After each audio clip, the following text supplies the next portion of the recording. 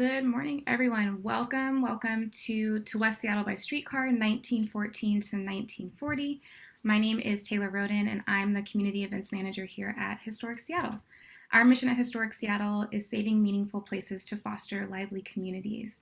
We're really excited to have Mike with us today for this program. But before we get going and hear all that Mike has to share, I do want to thank our sponsors for their ongoing support of our work. So thank you to the Bricklayers and Allied Craft Workers, Local 1, Washington and Alaska.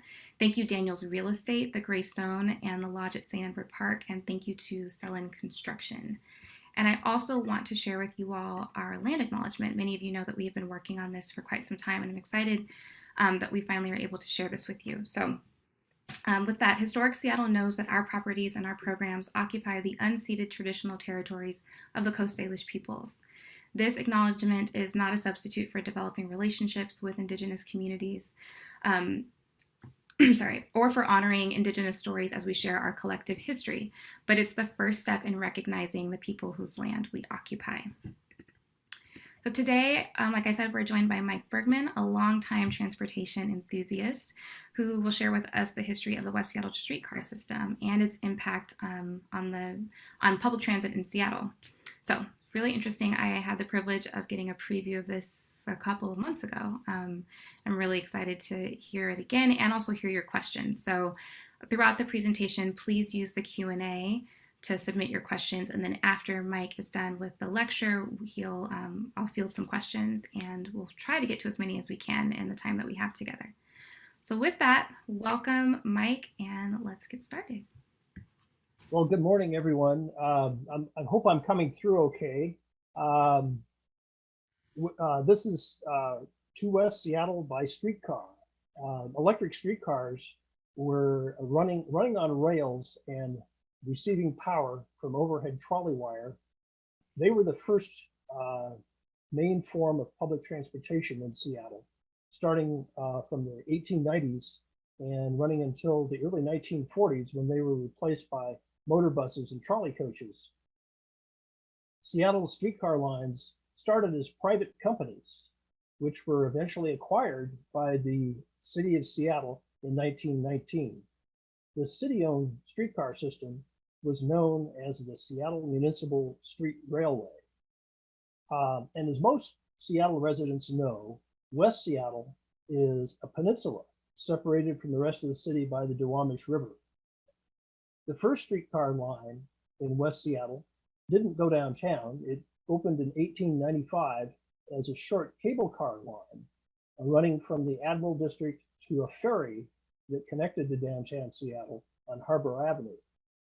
In 1907, the first direct streetcar service opened up between West Seattle and downtown, and it served the Fauntleroy neighborhood. By 1914, there were 4 streetcar lines connecting West Seattle with downtown. So how did these lines cross the Duwamish River, travel across Harbor Island, and reach downtown through the Sodo neighborhood? Let's take a brief photo tour and find out. Next slide, please. Okay, so this map shows the Seattle streetcar network as it existed in 1935. And in that year, the streetcar system was mostly intact. There have been a few abandonments, but most of the lines were still running, and they carried the vast majority of transit passengers in Seattle.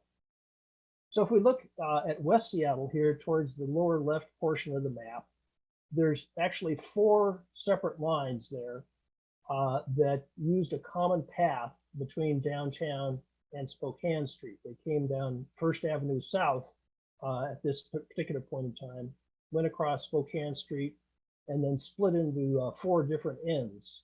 The number 1 route was the Alki Avenue route that followed the shoreline, Harbor Avenue and Alki Avenue, out to Alki Point, and it ended in a little off-street loop just a few blocks south of where the Lighthouse is.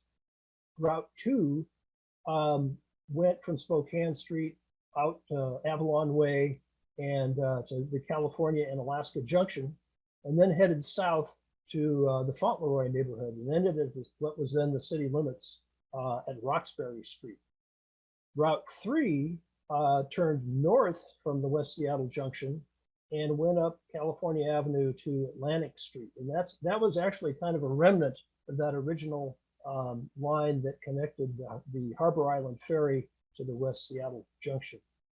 Now, in 1935, there was a tiny, tiny little remnant of a fourth line, here numbered Route 4, that started in the Youngstown area of Spokane Street, just after you crossed the bridge, and then headed south on West Marginal Way. Now, up until 1931, that line had gone all the way to Burien. It was a long interurban line, and it had gradually been cut back over the succeeding years from that point.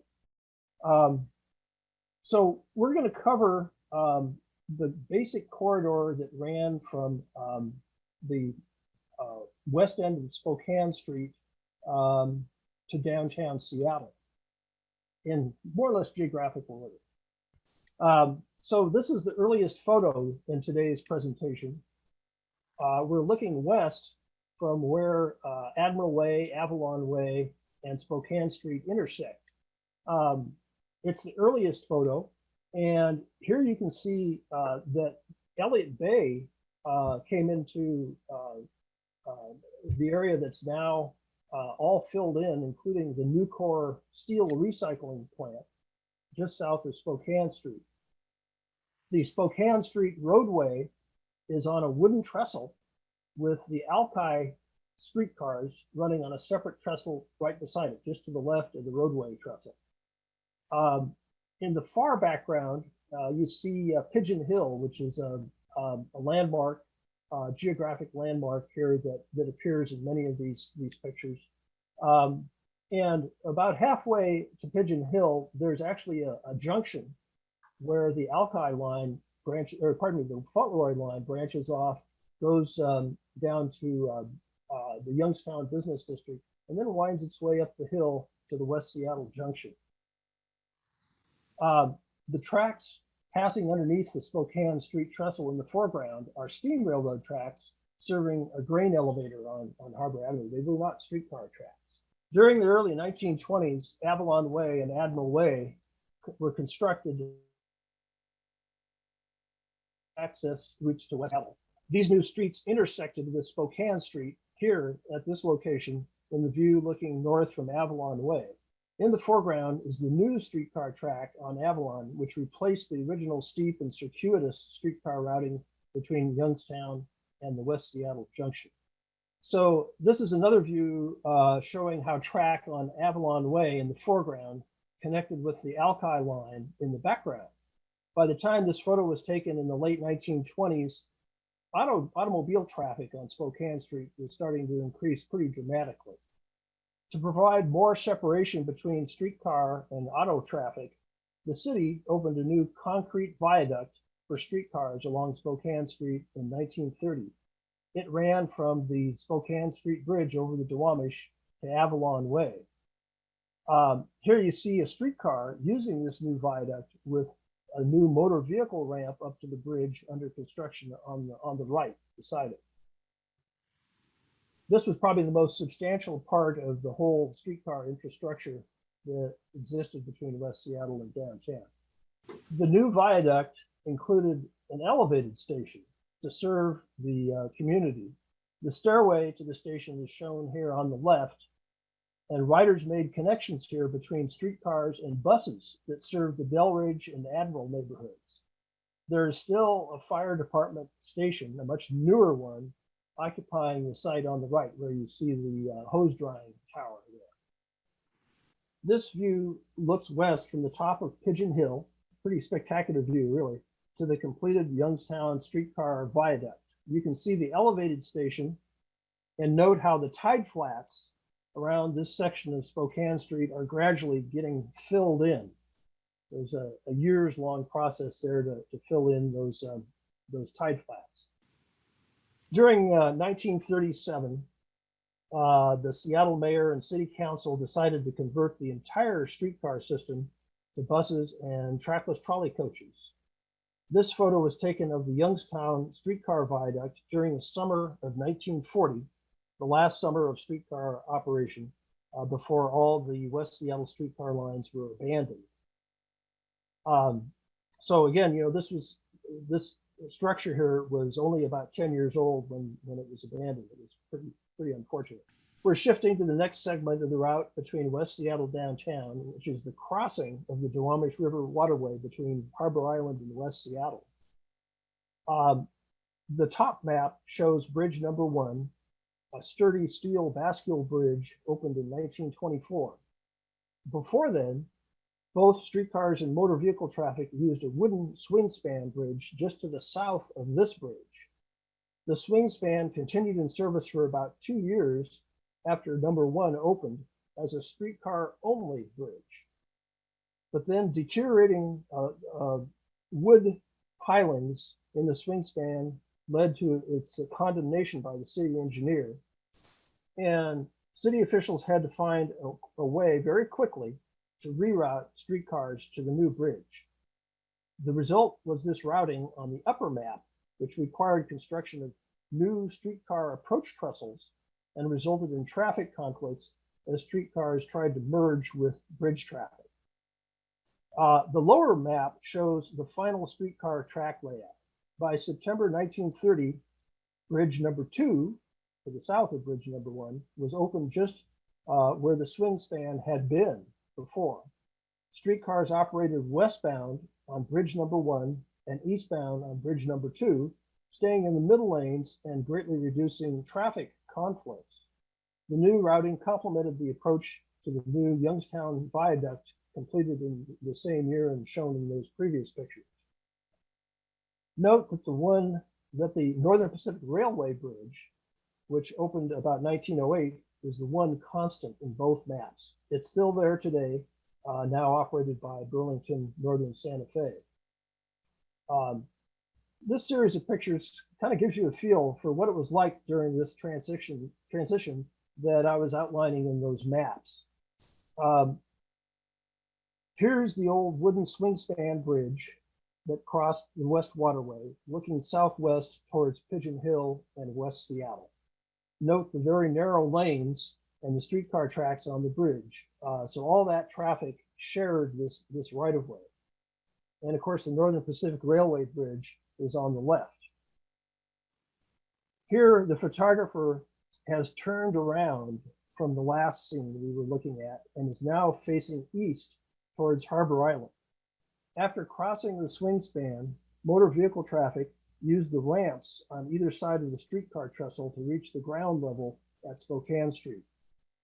From this point east, the elevated trestle in the center of Spokane Street was used exclusively by streetcars, but tracks remained in place so that streetcars could still reach the ground level, as shown on the left here. So there was a junction here between the old and the new routing. The city finally identified funding for a new Spokane Street bridge known as Bridge Number 1 in 1923. And here it's under construction that year with the old wooden swing span bridge to the right. Bridge Number 1 would have 4 traffic lanes instead of just 2 on the old swing span. In this view from 1924, Bridge Number 1 is completed and open to traffic. This photo shows how the streetcars had their own approach trestle to the old swing span separate from motor vehicles, but everything had to merge when you got onto the bridge itself.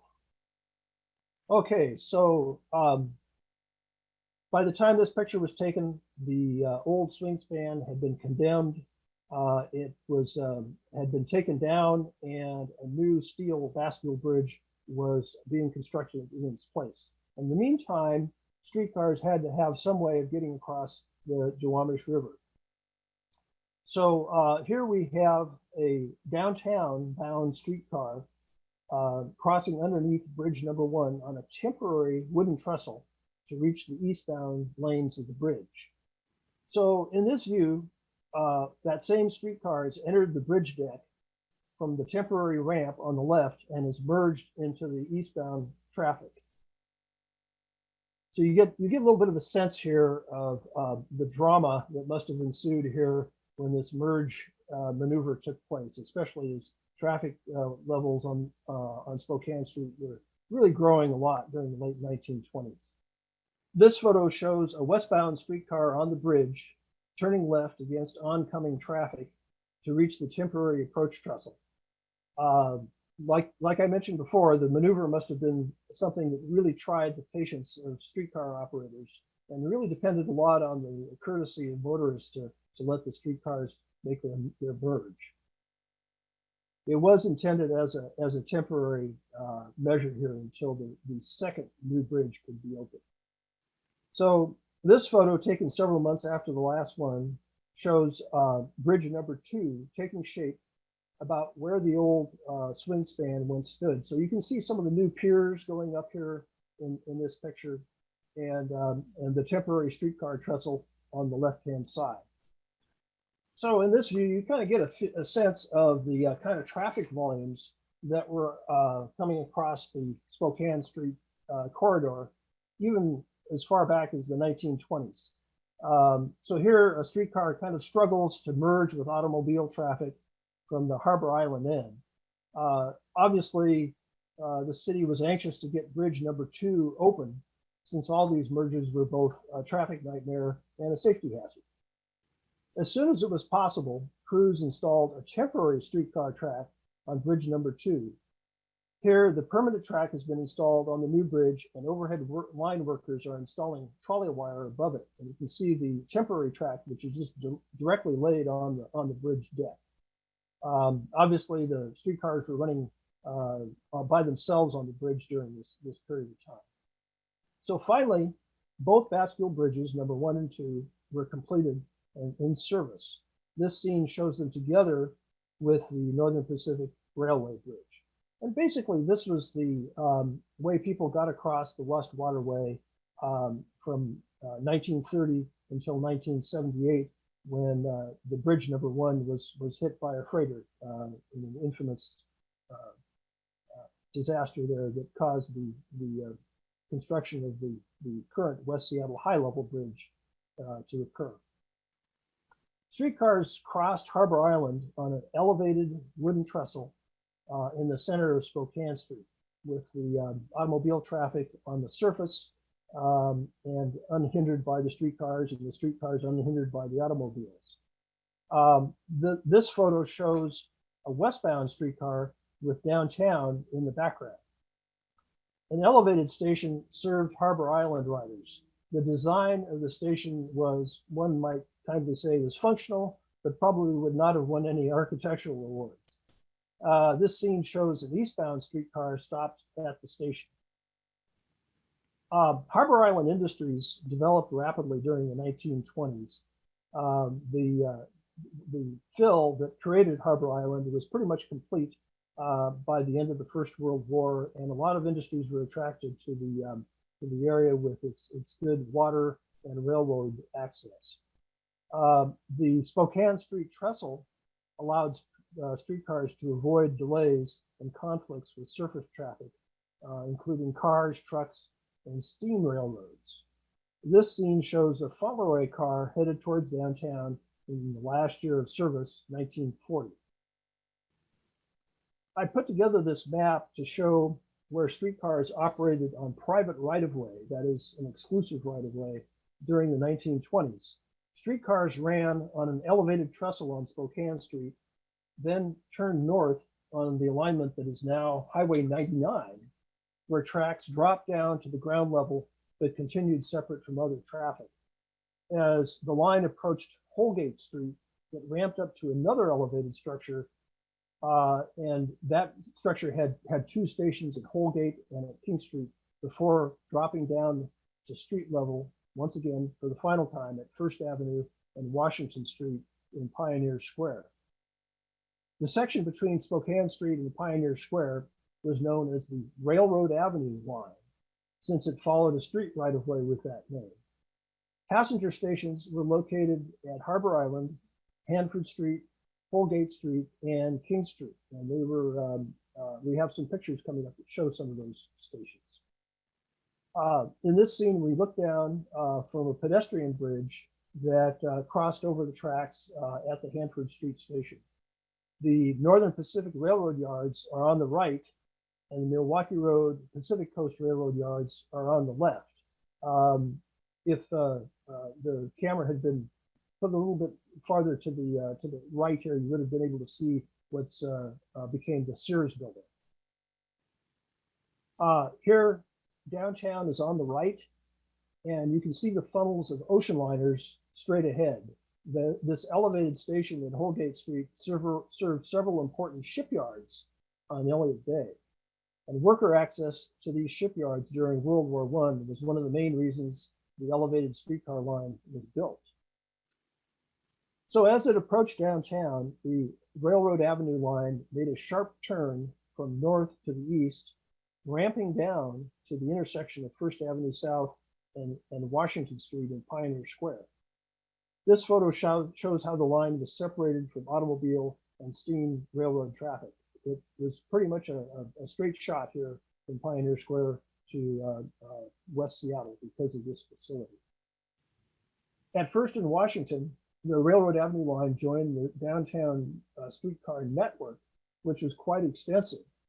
Streetcars could enter the downtown core using First, Second, or Third Avenues and could either terminate downtown or continue north to other streetcar lines serving Queen Anne and the North End.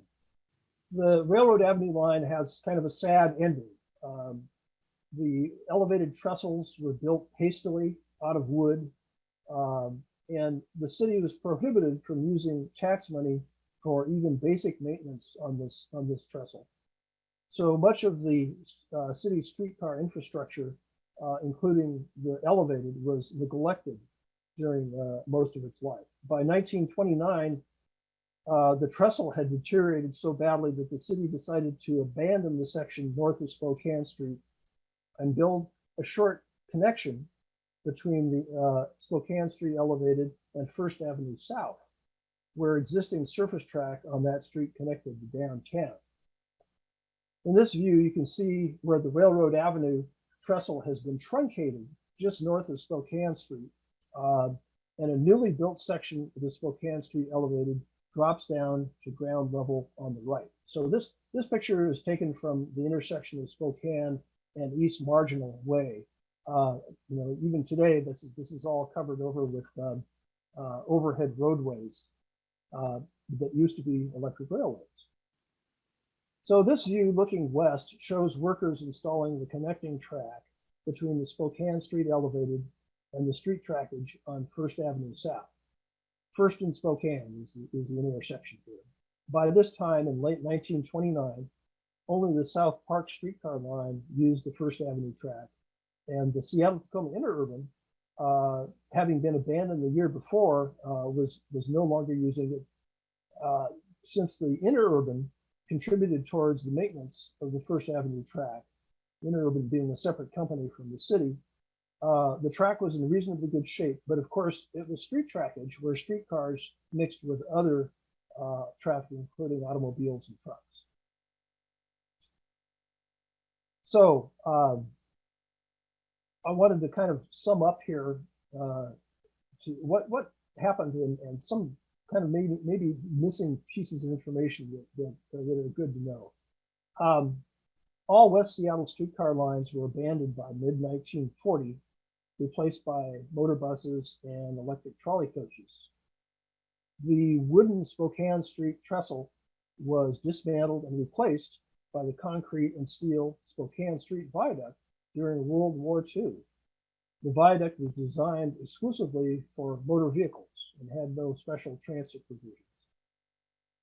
The Youngstown streetcar viaduct, constructed of concrete and opened in 1928, was demolished shortly after the streetcar service ended.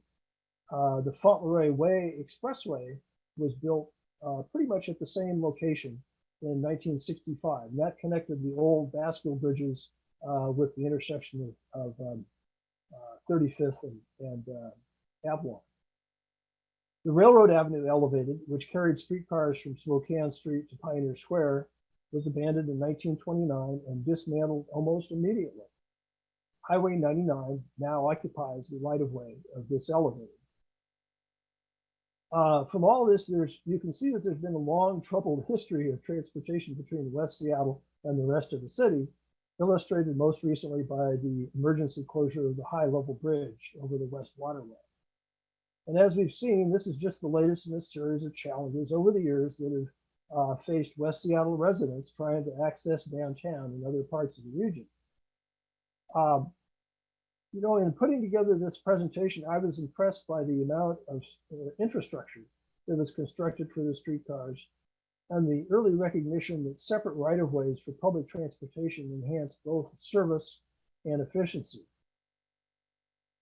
It's really unfortunate that the municipal railway did not have the financial resources to maintain the West Seattle streetcar lines, which at their height provided the closest thing to rapid transit in Seattle. There's a long, complex history behind all that, but there really weren't very many advantages in the 1920s to municipal ownership of a streetcar system, and some pretty major disadvantages. The state Supreme Court had ruled that tax money could not be used to maintain or enhance the streetcar system unless it was a specific proposition brought before the voters and approved by the voters. That was a limitation that really plagued public transit all the way up until 1965, when special state legislation was enacted to allow for public support of mass transit. So I want to acknowledge the Pacific Northwest Railroad Archive for the photos shown in this presentation. The photos came from several original sources, including the Seattle Engineering Department and a few individuals who, on their own, documented the last years of streetcars in Seattle. That includes Harold Hill, James Turner, Joe Williamson, and Lawton Galley. All these people went out just on their own volition and made sure that the very last years of Seattle streetcars were well documented. With that, I really want to thank Historic Seattle for the opportunity to give this presentation, and I'd be glad to try and answer any questions you might have. Thank you so much, Mike. And thanks to everyone for submitting all of the questions and for sticking with us. We have a lot of questions, actually, which is kind of cool. So I will just start in the order that I am seeing all of them, and you're getting a lot of love in the chat, by the way. So you've answered a couple of these, like someone asked about the source of all of the photos, and I think there was also a question here that you just answered about why the streetcars were abandoned, but someone wanted to know, do any of the old streetcars remain, and then where can we find them? There aren't very many original Seattle streetcars still in existence. The Museum of History and Industry has a Yesler cable car that is not on display right now, but is in storage. Its twin, there were two of them that were saved, and its twin is in Washington, D.C. at the Smithsonian. And that is on display. You can see you can go all the way to Washington, D.C. and see a Seattle streetcar. Very few electric streetcars survived, and the few that did mostly survived just as bodies and not as complete streetcars.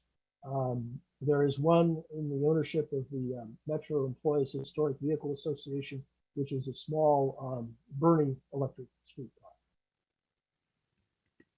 So that's just about it in terms of what's been preserved. Thank you. The next question that I'm seeing is asking about streetlights. The question is, were there no streetlights to stop the merging of streetcars and motor vehicles? I think one of the photos showed what appeared to be like a near collision of the two. Yes. Traffic signals, traffic lights were slow to come to Seattle. The first one didn't appear until the mid-1920s, and it took a really long time to get them planned and installed and funded at the busiest intersections in the city. if you look at a lot of downtown photographs from this era, the automobile traffic had increased dramatically. And at the busiest intersections, you'd have a traffic control officer, sometimes with a little swinging sign here that helped to control the traffic. But it took a long time for the city to install traffic signals, and they weren't always designed or planned with streetcars or other transit vehicles in mind. So that's important to consider as well. And to my knowledge here, by the end of service there on the West Seattle lines in 1940, there were a few traffic signals on First Avenue South. That was a major arterial then and now, but particularly then because it was part of the state highway system, and so state money was available to make improvements like that. But relatively few traffic signals at other locations. And to the point you just made, there was a question about funding. I want to make sure that I read it the way that it was written. Where did the money come from to fund all of the construction? The construction was funded of the trestles directly by the city, and the street railway actually, on a day-to-day basis, they made their costs. They were able to pay the costs of wages, electric power, maintenance, all the necessary day-to-day things that you have to do to keep a system going. They actually made a small surplus that they put aside in a renewal and betterment fund. Initially, that was intended to buy new streetcars. Quite often, it ended up having to be used to build facilities, infrastructure, and to maintain that infrastructure instead. Particularly as the Great Depression set in, starting in 1929, that source of funding just completely disappeared, and so the streetcar system really started to sink down into a mountain of debt and deferred maintenance. Thank you. Our next question is also a money-related question. How much did a streetcar ticket cost, and what would that look like today? Well, when the state Supreme Court ruled that tax money couldn't be used for the streetcars, they initiated a big, what was then considered a big fare increase. Traditionally, the streetcar fare had been 5 cents a nickel, and with that, you got a free transfer to other lines. In 1923, the city increased the fare to 8.1/3 cents. So it was like 3 tokens for 25 cents. You could buy tokens in advance, and they would get on the streetcars, and they went for the equivalent of 8.3 cents per. And a related-ish question, someone writes that they noticed that in most of the pictures there weren't a lot of riders, and I mean, you may be able to speak to why that is, but the part 2 is, do you think that the lines were heavily used at one point in time? The interesting thing here is that in the year that the streetcars started to be abandoned, 1940, the last one operated in 1941, the ridership was increasing just almost enormously in Seattle because the city was coming out of the Great Depression, and there was a lot of new jobs being formed through the defense industries. And so the ridership ended up being almost 3 times as much as what they had expected when they first made the decision to shift from streetcars to buses and trolley coaches. On a per capita basis, when you look at the number of riders, say in 1935, compared with the number of people in the city, which in 1935 was somewhere around 360,000 people, there were about 50 million rides in total taken that year, which actually is a really high ridership per capita by today's standards. And I think one of the things that you have to keep in mind is that there wasn't as much of a rush hour in those days. You didn't have the big downtown office buildings that had thousands of people working in them. And the streetcar system is more used for just kind of everyday, all kinds of travel purposes. So the peak load, where you'd see people standing, was basically just during a very brief period during the rush hours. There was an accident, a very bad accident on the West Seattle streetcar line in 1937 that resulted in 2 deaths when a car flipped over going around a sharp curve. And that car had a standing load. It was somewhere in the order of 55, 60 people on that streetcar. And it was not entirely unrepresentative of what you saw at that period of time. We've got a couple of questions about Burien, and I'll read the first one because I think it answers the second question. Was there any relationship between those streetcars and the lines that went to Burien? Very definitely. So the Lake Burien line was built in 1912 by a private company. It was made up of people that were investing in real estate in Burien and White Center and Highland Park. It was kind of called the Highland Park and Lake Burien Railway. And it basically took you from Seahurst in the Burien area near the Sound to the intersection of Spokane Street and Iowa Avenue in the Youngstown area. And there you got on to another streetcar that took you the rest of the way downtown. The line had a really terrible slide. Almost a mile of the line was taken out on the hillside up above West Marginal Way in 1912, late 1912. And the private investors quickly lost any enthusiasm for the line and offered to give it to the city of Seattle if they would repair the line and put it back into service. And that was one of the 2 lines that started the Seattle Municipal Railway, the public investment in mass transit in Seattle. And this on a line that even almost half of it was outside of the Seattle city limits, which was kind of ironic. But that line was never a major passenger carrier. It lost a lot of ridership to buses and automobiles in the late 1920s. It was cut back to the city limits, just ran between downtown and White Center, starting about 1931.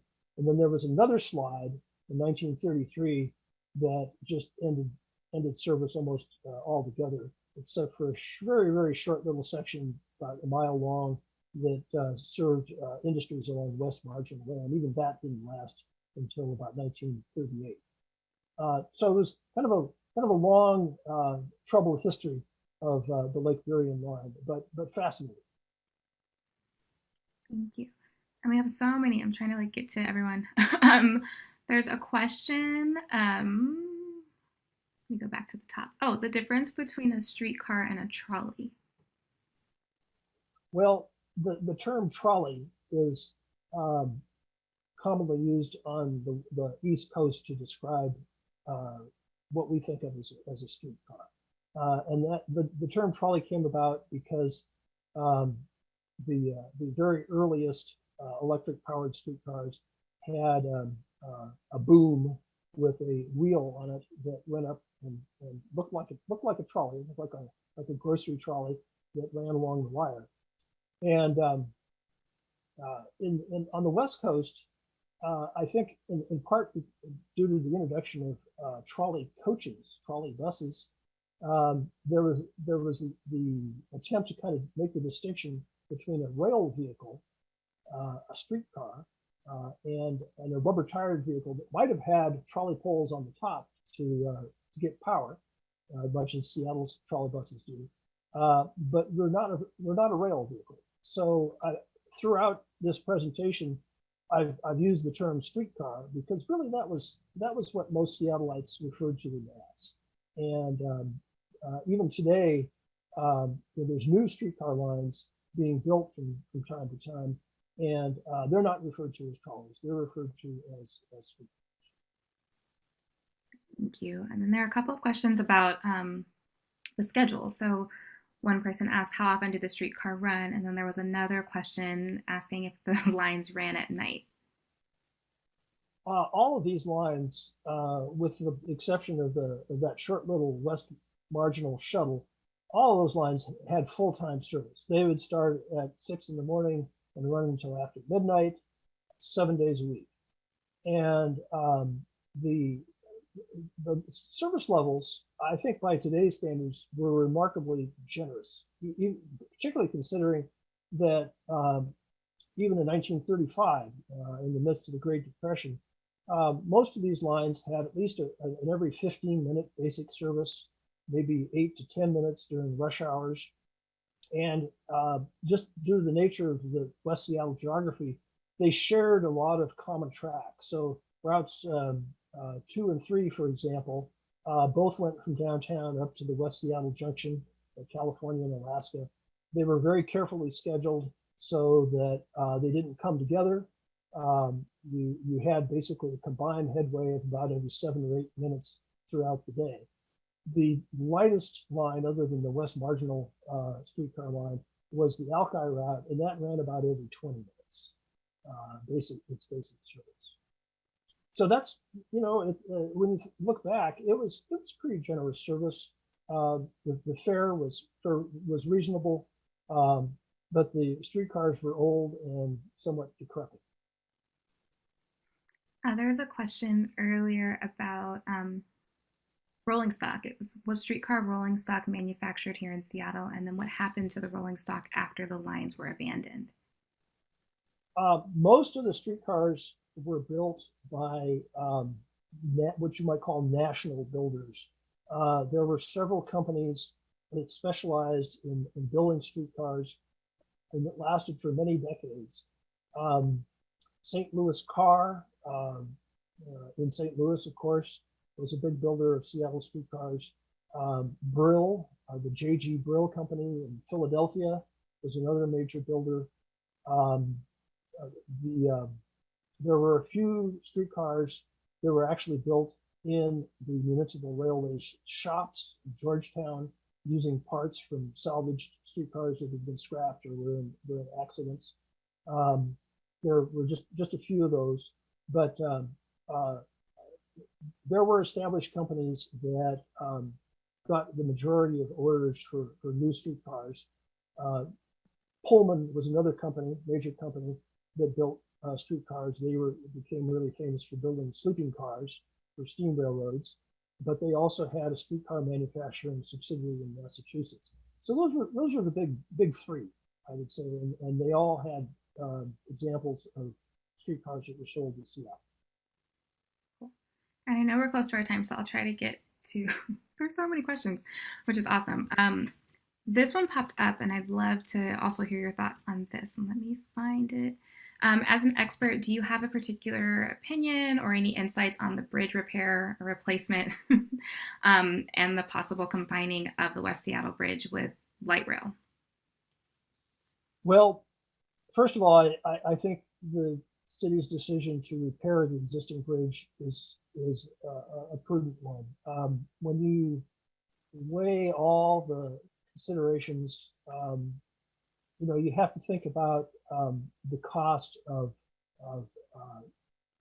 lack of accessibility, both in terms of people's time and all the freight function here that the bridge provides for people and goods getting to and from West Seattle. So I think that was a good approach. I think the unknowns of building a new bridge, the scope of what it should include, including light rail, all those things, and just the complications of building something brand new would have, I think, really stretched out the time period it would have taken to build a bridge from scratch. The concept here of sharing a right-of-way on a new bridge with light rail, I think is a real exciting one, and would help to kind of get us back to the thinking there in 1919, where the city realized that having a right of way separate for mass transit was really something very important. It improved service quality, it improved efficiency, and improved safety. And I think that's those are all good considerations for designing a new bridge with mass transit as a component. Thank you for answering that. There's a question from earlier that I missed. My apologies. There's a question. What is this? Was there any kind of station at First and Washington? I think that was toward the end of the presentation. There wasn't a station as such when the streetcars came off the ramp and joined the First Avenue trackage. There was a stop there just before and after the ramp, and that gave you access to Pioneer Square. And then the part two, or the question that came right after that, that's somewhat related, is transferring. So if you were on the streetcar and then you got to that part of Pioneer Square, if you wanted to head north, how would that have happened at that point? Well, the West Seattle streetcars, routes 2 and 3, they turned onto First Avenue, went north on First Avenue, and made a loop using Virginia and Pine Street. So they turned from First Avenue onto Virginia, went south on Second, and went west on Pine Street back to First Avenue. So that was their downtown turnaround. Route 1, in 1935 at least, was throughout with the Fort Lawton line. So there were two relatively lightly used lines. Alki and Fort Lawton were combined together and operated on First Avenue to downtown. And I know we're supposed to end in 2 minutes, but the questions keep coming. Would you mind staying to answer? Sure. Okay. Awesome. I'll just go in the order that I saw them. So Kai, our executive director, asked, what originally attracted you to the history of Seattle streetcars? Well, it goes back a long ways.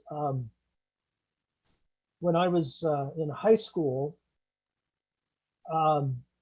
I worked as a clerk in the Seattle Public Library's main building downtown on 4th Avenue. And I wasn't a full-fledged librarian, I was a clerk. So I would check out material, get material from the back rooms and the lower basements. And there was a man that came in periodically, kind of a little disheveled looking guy, and quiet, but he was friendly when you talked with him, and his name was Leslie Blanchard. And Mr. Blanchard wrote what up until now has been really the only comprehensive book on Seattle streetcars. And he was there at the library to get material for his book, and both the public library and the Seattle Municipal Archives provided him with a lot of the material. And he did a remarkable job. Unfortunately, the book, from a quality standpoint, print and photograph reproduction is really poor. But it's well written. It's extremely well researched, and that book is what really got me interested in Seattle streetcars, and to try and kind of relay the message of the history of streetcars in Seattle, which is really, really fascinating, and it's all tied in with the history of the city itself, of course. Thank you. I'll ask you for that, and I'll include it in the follow-up email so that folks can check that out. I'm going to combine two questions. So one person asked you to describe how the streetcars sounded, and then the other kind of related question is, how long was the ride from the junction to First Avenue? Not related, but I made them relate. I think that particularly in its later years, Seattle streetcars were pretty noisy.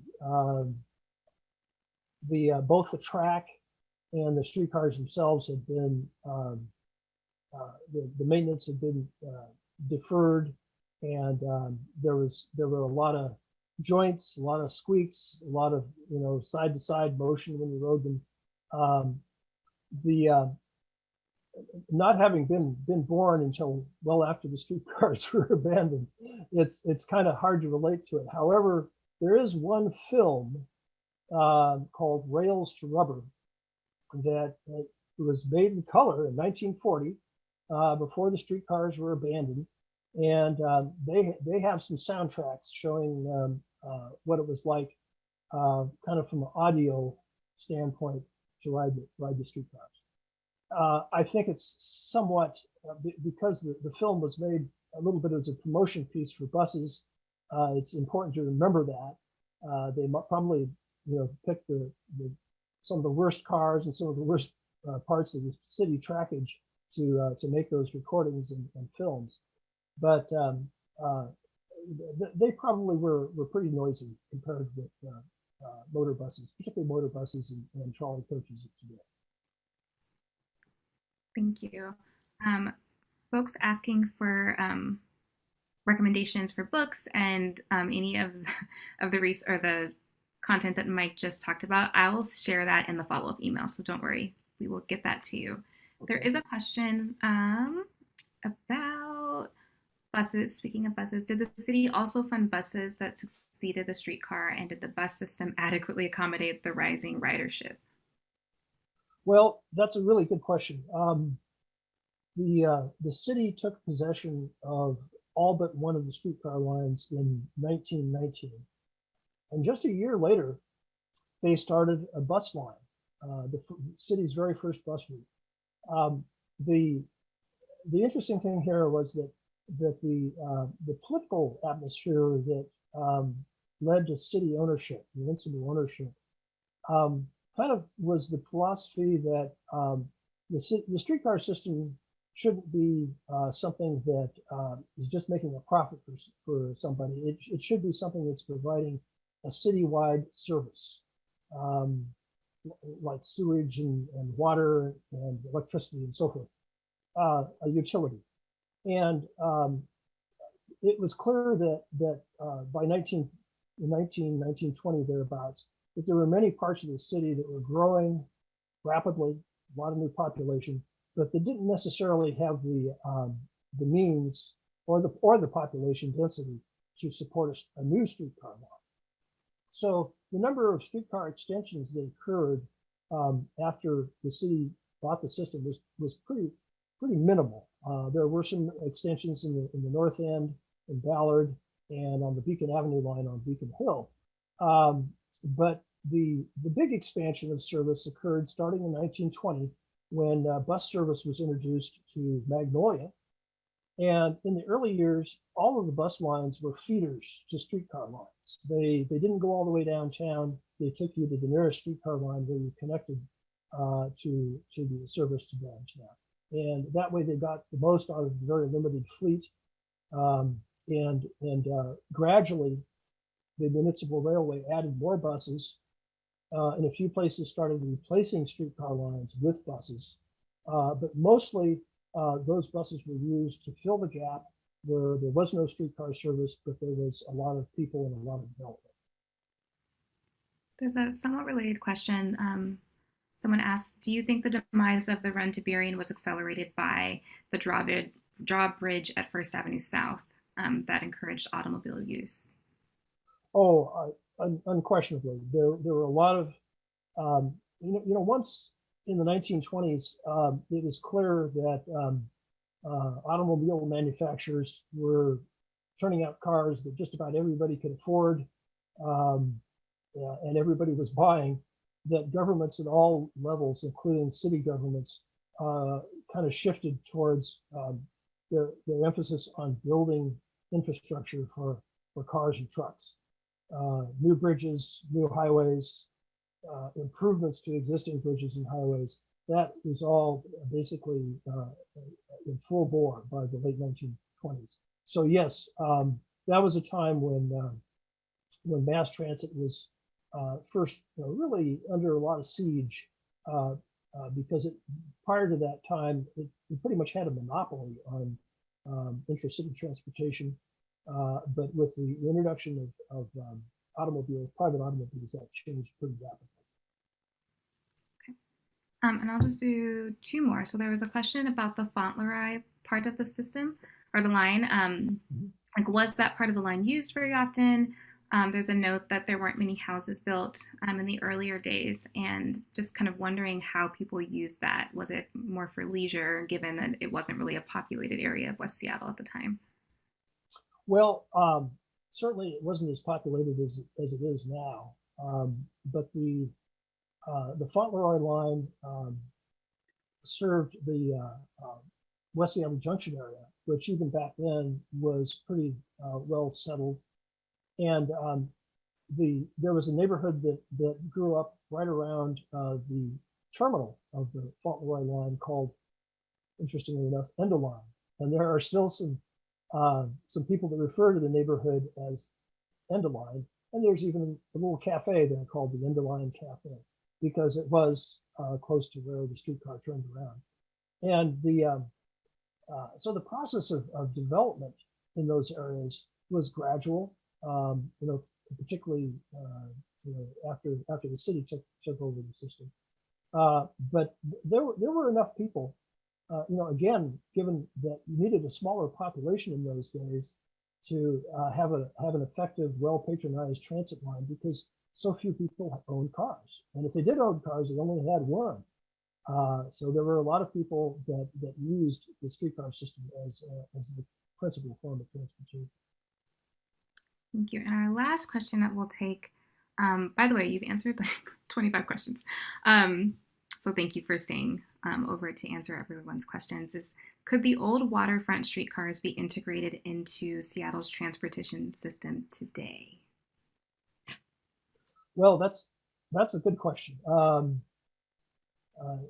As everybody probably knows, the Benson waterfront streetcar operated on the waterfront for many years, starting in 1982. It closed down in 2005 due to the start of construction of the Alaska Way Viaduct, and probably most importantly because the site of the streetcar barn was converted into the sculpture park. There have been proposals here to reintroduce the waterfront streetcar. For whatever reason, that just hasn't gained any traction. I think that the city has been focusing more on building a streetcar line on First Avenue and connecting up the existing First Hill and South Lake Union lines. First Avenue obviously runs parallel to the waterfront, but doesn't serve it directly. But that appears to be the city's approach at this time. So it doesn't look like we will ever see streetcars running on the waterfront again. Well, thank you, Mike, so much. We're at 10 minutes after, and I do want to make sure that we respect your time. This was really fun. And I know when we did our rehearsal back in November, we talked about maybe doing a part 2. So if you are still game for that, we would love to have you back. Oh, I've got lots of material. So certainly, yes. I might add here, I don't want to sound too self-centered about this, but I am working on a new book on Seattle streetcars that hopefully will be published this summer, and it will have many, if not all, of the photos that you've just seen, plus many more. We're looking at somewhere in the order of 160 photos from the Pacific Northwest Railroad Archive in that book. So keep an eye out for it. I think Leslie Blanchard, may he rest in peace, Leslie would be very pleased to see a new book on Seattle streetcars that really gave people a good look at what we once had.